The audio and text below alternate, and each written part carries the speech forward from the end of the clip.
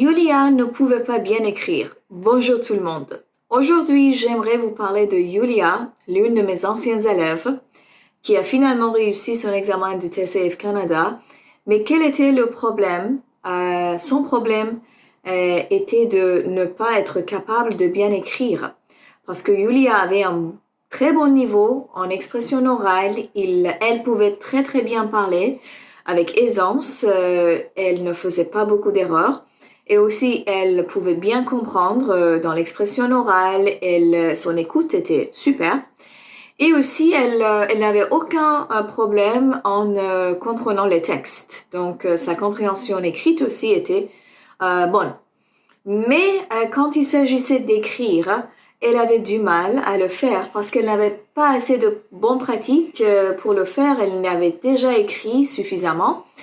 Et quand elle voulait écrire, produire quelque chose à l'écrit, tout d'abord, ça lui prenait beaucoup de temps parce qu'à l'examen du TCF, vous avez au maximum 1 heure pour écrire 3 tâches. Mais Yulia avait besoin de peut-être 1 heure et demie pour écrire toutes les 3 tâches et sans corriger à la fin les textes qu'elles avaient écrits. Donc, ça, c'était un grand problème pour elle, c'est-à-dire la gestion du temps. Et puis, le deuxième problème, c'est qu'elle devait toujours chercher des idées, mettre bien sûr beaucoup de temps à réfléchir pour savoir sur quoi elle voulait écrire, quels mots, quelle structure grammaticale.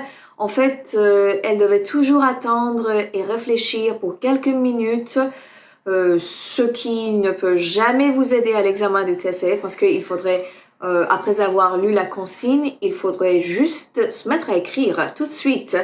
Et comment c'est possible? Si vous avez déjà bien fait des pratiques, des entraînements assez régulièrement pour avoir des idées tout de suite dans la tête. Et voilà, donc ça c'était les problèmes que Yulia avait, auxquels Yulia faisait face chaque fois qu'elle voulait écrire. Ce que nous avons fait dans les cours avec Yulia, je lui ai expliqué tout d'abord les bases de l'écrit, en fait le format, la mise en page, la ponctuation, tous les critères qui étaient importants, qui étaient évalués à l'examen du TCF Canada. Mais aussi ensuite, je lui ai donné quelques bonnes structures à utiliser toujours dans tous les textes. Alors, je lui ai jamais demandé de retenir quelque chose, de mémoriser sans le comprendre. Mais bien sûr qu'il faut apprendre quelques structures, quelques expressions, à utiliser quelques formules de salutation dans les lettres amicales, par exemple, quelques formules de politesse. Donc là, il faut juste les retenir par cœur. Donc, on a travaillé sur ces petites expressions et structures. Et puis après ça, je lui ai donné le vocabulaire nécessaire, par exemple, pour les lettres amicales.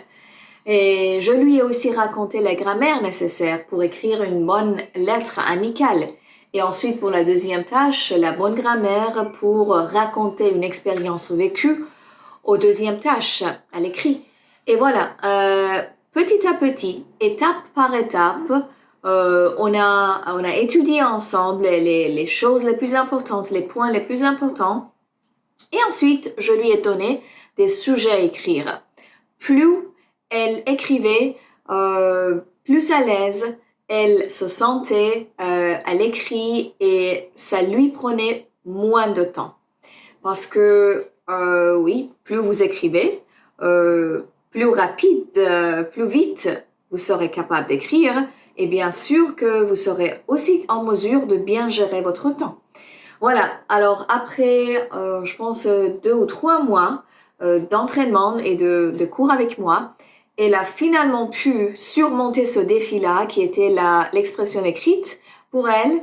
Et voilà, elle a repassé en fait encore une fois l'examen du TCF et finalement, elle a réussi à obtenir le niveau qu'elle désirait aussi à l'expression écrite. Donc, j'aimerais vous dire que oui, c'est possible. C'est juste la question du temps, de pratique, d'entraînement.